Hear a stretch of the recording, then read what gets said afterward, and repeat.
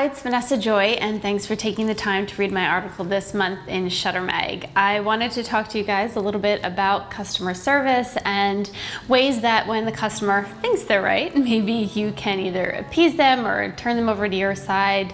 Just manage a way in which you can solve conflicts, solve issues without damaging the client relationship, because that's so much of what we need to do as photographers is maintain a good client relationship, whether it's for them to give you referrals later or to continue their business. If you're doing portraiture and throughout a child's life, for example, you have to really make client interaction a priority and customer service and experience and everything. And it can be a little bit daunting and aggravating. And the tips I gave you, I hope they help, but I do have to say they certainly are something that I've learned over time. A lot of sleepless nights and tears and just feeling defeated and frustrated with certain problems that I've had with my clients. Luckily, at this point in my career, I've really found ways to preemptively handle concerns with my brides so that they honestly don't even come up. I've been able to learn to see red flags and things that could potentially be an issue and clarify them or rectify them right off the bat. So experience does absolutely help you when it comes to maintaining client relationships and learning how to handle conflict. But I wasn't always so great at it. So I wanted to tell you a little bit of a story about a fantastic failure of mine. I think that we learn a lot through other people's failures and hopefully don't repeat them. So one of the big things, I guess 5 years ago, and it still is an issue now, is whether or not you give away digital files. I don't give them away, I do sell them. And I photographed a client, I believe her wedding was around August that year, and she wanted to use one of the family pictures for a Christmas card. Great. Go onto the online gallery. You can either make your Christmas card right there, my online gallery has that option, or you can purchase the download, $85 for that one high-res file to go make it somewhere else on, I don't know, another website or at Staples, whatever it is you want to do.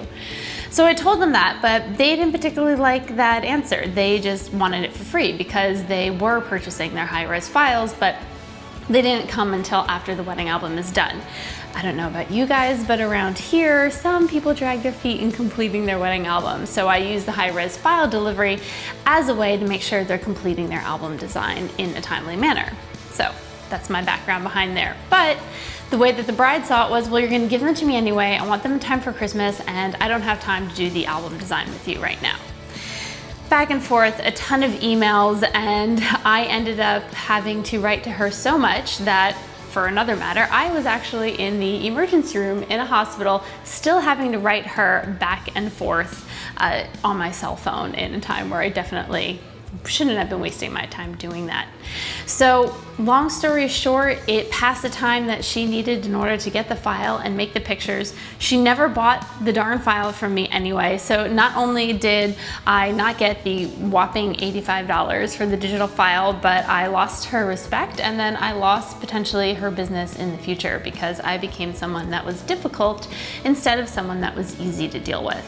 Now, what did I do to rectify that so that I wouldn't have this problem in the future when a client wanted one file for, I don't know, a save the date or a thank you card that they just didn't want to do with me for whatever reason? If they don't want to do it with you, you're not going to make the money off of the save the date or the Christmas card or whatever anyway. So what I did, $85 is the cost of one file. I raised my prices by $100, and now if they ask me for a file, I just give it to them. And you know what?